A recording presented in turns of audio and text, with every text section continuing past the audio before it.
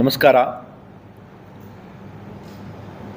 ಚುನಾವಣೆ ಆದ ನಂತರ ಮತ್ತು ಫಲಿತಾಂಶ ಎಲ್ಲ ಬಂದ ನಂತರ ನೀತಿ ಸಂಹಿತೆ ಲಿಫ್ಟ್ ಆದ ನಂತರ ಮೊದಲನೇ ಒಂದು ಪತ್ರಿಕಾಗೋಷ್ಠಿ ತಮ್ಮೆಲ್ಲರಿಗೂ ಕೂಡ ಸ್ವಾಗತ. ಮತ್ತು ವಿಶೇಷವಾಗಿ ತಮ್ಮೆಲ್ಲರ ಒಂದು ಕಳೆದ 2.5-3 ತಿಂಗಳು ತಮ್ಮೆಲ್ಲರ ಒಂದು ಸಹಕಾರ ಏನಿತ್ತು, ಪ್ರತಿಯೊಂದು ಕಾರ್ಯಕ್ರಮದಲ್ಲಿ ತಾವೆಲ್ಲರೂ ಕೂಡ ಸಹಕರಿಸಿದಿರಿ, ನಮಗೆ ಬೆಂಬಲಿಸಿದಿರಿ. ನಮ್ಮ ಎಲ್ಲ ಒಂದು ಸಾಧಕ ಬಾಧಕಗಳನ್ನು ತಾವು ಎಲ್ಲ ಇದು ಮಾಡೋ ಒಂದು ಕಾರಣದಿಂದ ತಮ್ಮೆಲ್ಲರೂ ಕೂಡ ನಾನು ಧನ್ಯವಾದಗಳನ್ನು ಹೇಳುತ್ತೇನೆ.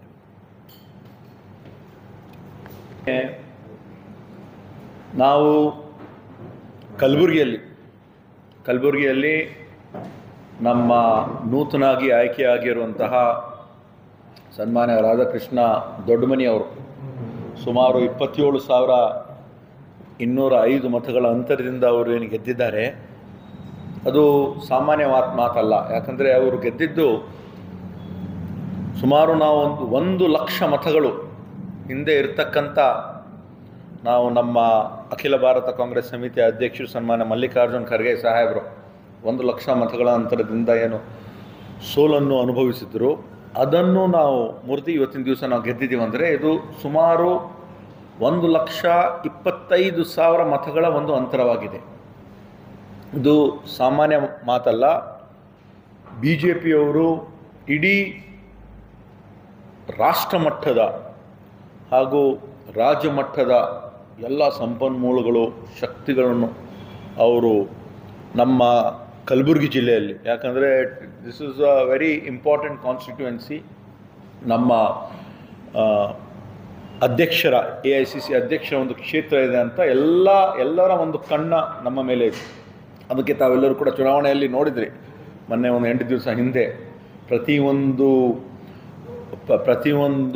ಟೇಬಲಲ್ಲಿ ಪ್ರತಿಯೊಂದು ರೌಂಡಲ್ಲಿ ಹೆಚ್ಚು ಕಡಿಮೆ ಆಗ್ತಾ ಒಂದು ಹಾವು ಇಣಿ ಒಂದು ಸರಾಸರಿ ನಡೀತಾ ಇತ್ತು. ಇವತ್ತು ನಾವು ಗೆದ್ದಿದ್ದೀವಂದರೆ ಇಡೀ ನಮ್ಮ ಕಲಬುರಗಿಯಲ್ಲಿ ಇರ್ತಕ್ಕಂಥ ಮಾರ್ಕೆಟಲ್ಲಿ ದುಡ್ಡು ಹಾಕ್ರಿ ಅಂತ ಹೇಳ್ತಾರೆ. ಅಂದರೆ ಜನ ಏನು ತಿಳ್ಕೊಳ್ಬೇಕು? ಓಪನ್ ಆಗಿ ಸ್ಪೀಚಲ್ಲಿ ನೀವು ಶೇರ್ ಖರೀದಿ ಅಂತ ಹೇಳ್ತಾರೆ, ಖರೀದಿ ಮಾಡಿದ್ದಾರೆ. ಮತ್ತು ಜನ ಇವಾಗ 30 ಲಕ್ಷ 40 ಲಕ್ಷ ಕೋಟಿ ಹೋಗ್ಬಿಟ್ಟಿದ್ರೆ ಅಮಿತ್ ಶಾ ಬಂದು ದುಡ್ಡು ಕೊಡ್ತಾರಾ? ಅದೆಲ್ಲ ನಾವು ಅರ್ಥ ಮಾಡ್ಕೊಳ್ಬೇಕಾಗ್ತದೆ. ಮತ್ತು ಈ ಒಂದು ನೀಟ್ ಎಕ್ಸಾಮು ಕೂಡ ತಾವು ನೋಡಿದ್ದೀರಿ. ನೀಟ್ ಎಕ್ಸಾಮ್ಸು ಸುಮಾರು 24 ಲಕ್ಷ ನಮ್ಮ ವಿದ್ಯಾರ್ಥಿನಿಯರು ನೀಟ್ ಎಕ್ಸಾಮನ್ನು ಬರೆದಿದ್ದಾರೆ. ನಮ್ಮ ಮಕ್ಕಳು, ನಿಮ್ಮೆಲ್ಲರ ಮಕ್ಕಳಾಗಲಿ ಮೊಮ್ಮಕ್ಕಳಾಗಲಿ ಎಲ್ಲರೂ ಕೂಡ ಈ ಒಂದು ನೀಟ್ ಎಕ್ಸಾಮ್ ಮೇಲೆ ಅವಲಂಬಿತರಾಗಿರ್ತಾರೆ. ಹಗಲು ಇರುಳು ಶ್ರಮ ಪಡ್ತಾರೆ, ಓದ್ತಾರೆ, ಎಕ್ಸಾಮ್ ಬರೀತಾರೆ. ಈಗ ತಾವು ರಿಸಲ್ಟ್ ನೋಡಿದ್ದೀರಿ. ರಿಸಲ್ಟಲ್ಲಿ ಹರಿಯಾಣದಲ್ಲಿ ಇರ್ತಕ್ಕಂಥ ಒಂದೇ ಒಂದು ಕಾಲೇಜಿನಲ್ಲಿ ಕಂಟಿನ್ಯೂಸ್ಲಿ 6 ಜನ ಒಂದೇ ಸತಿ ಬಂದರೆ ಏನು ತಿಳ್ಕೊಳ್ಬೇಕು ನಾವು? 720 ಔಟ್ ಆಫ್ 720 ಅವರು ತೊಗೊಬಿಟ್ರೆ ಬ್ಯಾಕ್ ಟು ಬ್ಯಾಕ್ ಇದು ಸಾಧ್ಯನಾ? ನಾವು ಅರ್ಥ ಮಾಡ್ಕೊಳ್ಬೇಕಾಗ್ತದೆ. ಟೆಕ್ನಿಕಲಿ ಪಾಸಿಬಲ್ ಆಗಿರ್ಬೋದು, 6 ಜನ ಇಲ್ಲಿ ಕೂತಿದ್ದವರು ಪಾಸ್ ಆಗ್ತಾರಂತ. ಆದರೆ ಪ್ರಾಕ್ಟಿಕಲಿ ನಾವು ನೋಡಿದ್ರೆ ಇದು ಸಾಧ್ಯನಾ? Is it possible? ಅದರ ಜೊತೆಯಾಗಿ ಎಲ್ಲರೂ ಕೂಡ, ಯಾಕಂದರೆ ಇದು ನೀಟ್ ಕರೆಕ್ಟ್ ಆನ್ಸರ್ ನಾವು ಬರೆದ್ರೆ 4 ಅಂಕ ಸಿಗ್ತದೆ, ನೆಗೆಟಿವ್ ಮಾರ್ಕಿಂಗ್ ಇದೆ. ಏನಾದರೂ ರಾಂಗ್ ಆನ್ಸರ್ ಬರೆದ್ರೆ -1 ಆಗ್ತದೆ, 5 ಹೋಗಬೇಕು. ಸೊ ಯಾರಿಗಾದರೆ ಸಿಗಬೇಕಂದ್ರೆ 720ಇಂದ 1 ತಪ್ಪು ಮಾಡಿದ್ರು 715 ಆಗ್ತದೆ. ಒಪ್ಕೊಳ್ತೀರಾ? 715 718 719 ಹೆಂಗೆ ಬರ್ಬೋದು? ಅದಕ್ಕೆ ಅವರು ನಾವು ಗ್ರೇಸ್ ಮಾರ್ಕ್ಸ್ ಕೊಟ್ಟಿದ್ದೀವಿ, ಮುಚ್ಕೊಳ್ಳೋಕ್ಕೆ ಪತ್ರಿಕೆ ಸೋರಿಕೆ ಆಗಿಲ್ಲ ಅಂತ ಅದೆಲ್ಲ ಕತೆ ಹೇಳ್ತಾರೆ. ಇದೂ ನಾವೆಲ್ಲ ಕಡೆ ನಾವು ಹೇಳಿದ್ವಿ ಮರುಪರೀಕ್ಷೆ ಆಗಬೇಕು. ಒಂದೇ ಕಡೆ ಸುಮಾರು 67 ಜನ ಏನು ಫಸ್ಟ್ ರ್ಯಾಂಕ್ ಅಂತ ತೊಗೊಂಡಿದ್ದಾರೆ. ಬಹುಶಃ ಎಲ್ಲರೂ ಸೇರಿ ಏಮ್ಸಲ್ಲೇ ಅಪ್ಲೈ ಮಾಡಿದ್ದಾರೆ. ಇದ್ದಿದ್ದೆ 40 ಸೀಟು. ಯಾವ ಆಧಾರದ ಮೇಲೆ 67ರಲ್ಲಿ ಫಸ್ಟ್ ರ್ಯಾಂಕ್ ಬಂದಿದ್ದವ್ರು 40ಕ್ಕೆ ಕೊಡೋಕ್ಕಾಗ್ತದೆ? ಇದೂ ಒಂದು ಬಹಳ ದೊಡ್ಡ ಹಗರಣ. ನಾವು ಈ ಒಂದು ರೀತಿಯಿಂದ ನಾವೆಲ್ಲ ರೀತಿಯಿಂದ ನಾವು ತಿಳ್ಕೊಳ್ಬೇಕಾಗ್ತದೆ. ಮರುಪರೀಕ್ಷೆ ಆಗಬೇಕಲ್ಲ. ಇವಾಗ 720 to 720 ಎಲ್ಲ ಅವರು ತೊಗೊಂಡಿದ್ದಾರೆ ಅಂದರೆ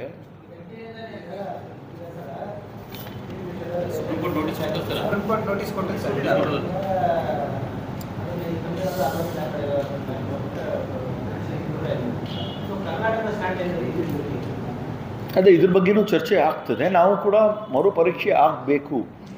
ಪ್ರೀವಿಯಸ್ ನೀವೇನು CET ಏನಾದರೂ ಡಿಮ್ಯಾಂಡ್ ಮಾಡಿದ್ದಾರೆ ಸರ್? CET ಇತ್ತಲ್ಲ ಮುಂಚೆ, ಅದನ್ನೇ ಕಂಟಿನ್ಯೂಷನ್ಗೆ ಏನಾದರೂ ಡಿಮ್ಯಾಂಡ್ ಮಾಡ್ತಾರೆ? ನೋಡೋಣ, ಇದ್ರ ಬಗ್ಗೆ ನಾವು ಆ್ಯಕ್ಚುಲಿ ಸರಿಯಾದ ರೀತಿಯಿಂದ ಚರ್ಚೆ ಮಾಡಿ ಜನರಿಗೆ ಏನು ಅನುಕೂಲ ಆಗ್ತದೆ ಆ ಒಂದು ರೀತಿಯಿಂದ ನಾವು ಮಾಡ್ತೀವಿ. ಇದು ಸೀರಿಯಸ್ ಇಶ್ಯೂ ಆಗಿದೆ, ಇದು ಹೊರ ಬಂದಿದೆ. ಬಹುಶಃ ಮುಂದೆನೂ ಕೂಡ ಹಿಂದೆನೂ ಕೂಡ ನಡೀತಾ ಇರ್ಬೋದು. ನಮ್ಮ ಗಮನ. ನಮಸ್ಕಾರ. ಚುನಾವಣೆ ಆದ ನಂತರ ಮತ್ತು ಫಲಿತಾಂಶ ಎಲ್ಲ ಬಂದ ನಂತರ, ನೀತಿ ಸಂಹಿತೆ ಲಿಫ್ಟ್ ಆದ ನಂತರ ಮೊದಲನೆಯ ಒಂದು ಪತ್ರಿಕಾಗೋಷ್ಠಿ ತಮ್ಮೆಲ್ಲರಿಗೂ ಕೂಡ ಸ್ವಾಗತ. ಮತ್ತು ವಿಶೇಷವಾಗಿ ತಮ್ಮೆಲ್ಲರ ಒಂದು ಕಳೆದ 2.5-3 ತಿಂಗಳು ತಮ್ಮೆಲ್ಲರ ಒಂದು ಸಹಕಾರ ಏನಿತ್ತು, ಪ್ರತಿಯೊಂದು ಕಾರ್ಯಕ್ರಮದಲ್ಲಿ ತಾವೆಲ್ಲರೂ ಕೂಡ ಸಹಕರಿಸಿದಿರಿ, ನಮಗೆ ಬೆಂಬಲಿಸಿದಿರಿ. ನಮ್ಮ ಎಲ್ಲ ಒಂದು ಸಾಧಕ ಬಾಧಕಗಳನ್ನು ತಾವು ಎಲ್ಲ ಇದು ಮಾಡೋ ಒಂದು ಕಾರಣದಿಂದ ತಮ್ಮೆಲ್ಲರೂ ಕೂಡ ನಾನು ಧನ್ಯವಾದಗಳನ್ನು ಹೇಳುತ್ತೇನೆ.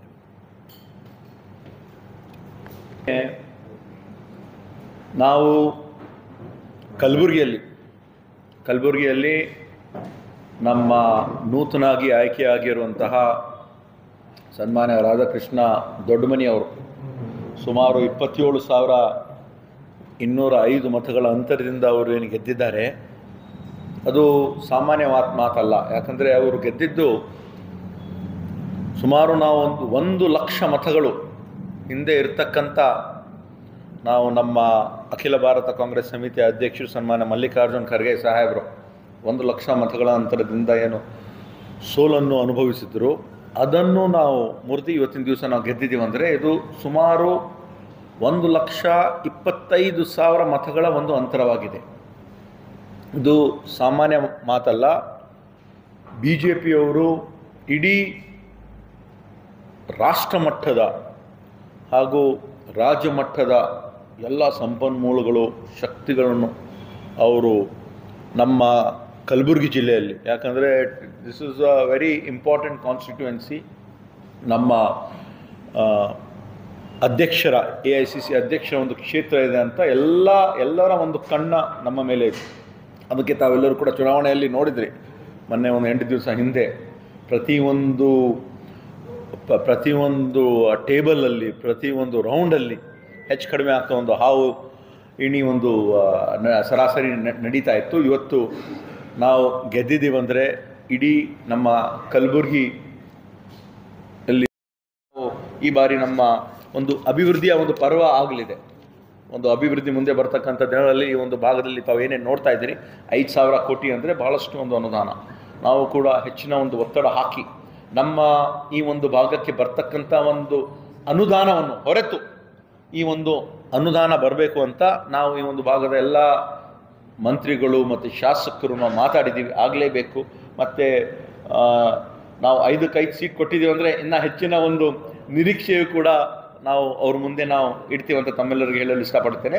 ಮತ್ತು ಈ ಬಾರಿ ಇಡೀ ದೇಶದಲ್ಲಿ ನಾವು ನೋಡ್ತಾ ಇದ್ದೀವಿ, ದೇಶದಲ್ಲಿ ನಮ್ಮ ಕಾಂಗ್ರೆಸ್ ಪಕ್ಷ ಹಾಗೂ INDIA, Indian national developmental alliance ಏನಿದೆ, ಇನ್ಕ್ಲೂಸಿವ್ ಅಲಯನ್ಸ್ INDIA ಇದೆ.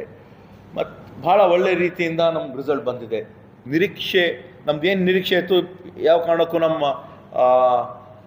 ರಾಹುಲ್ ಗಾಂಧಿ ಅವ್ರು ಹೇಳಿದರು 295 ಬರ್ತದೆ ಅಂತ. 295 ಅಂತ ಬಂದರೆ ಜನ ವಿಚಾರ ಮಾಡ್ತಾಯಿದ್ರು, ಏನಪ್ಪ 295 ಹೇಳ್ತಾ ಇದ್ದಾರೆ. ಆದರೆ ಭಾಳ ಹತ್ತಿರ ಬಂದಿದ್ದೀವಿ ನಾವು. ಕೇವಲ ತಾವು voting percentage NDA voting percentage ಮತ್ತು